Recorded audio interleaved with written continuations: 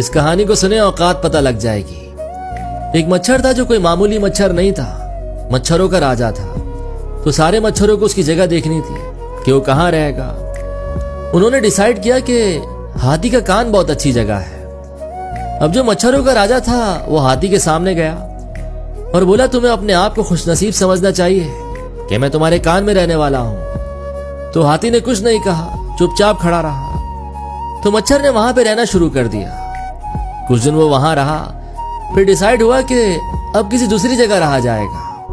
अब फिर वो हाथी के सामने गया और बोला, मुझे पता है तुम बहुत दुखी हो, लेकिन मुझे जाना पड़ेगा। तो हाथी ने कुछ नहीं कहा। मच्छर ने एक बार फिर बोला, हाथी चुप रहा, उसने कुछ नहीं कहा। तीसरी बार जब वो चिल्लाकर बोला तब हाथी को थोड़ा बहुत सुनाई दिया। हाथी ने उसकी तरफ देखा और बोला, तुम कौन हो? खैर जो भी हो, मुझे कोई फर्क नहीं पड़ता। तुम कहाँ रह रहे थे, कैसे रह रहे थे, मुझे तो ये भी नहीं पता कि तुम कहाँ रह रहे थे। तुम जहां जाना चाहते हो वहां जाओ, मुझे कोई फर्क नहीं पड़ता।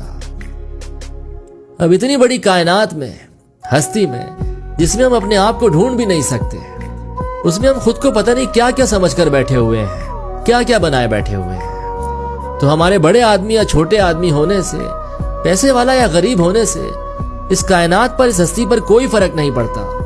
हम इस कायनात के लिए बस एक मट्टी के जर्रे से भी छोटी कोई जिंदा चीज है।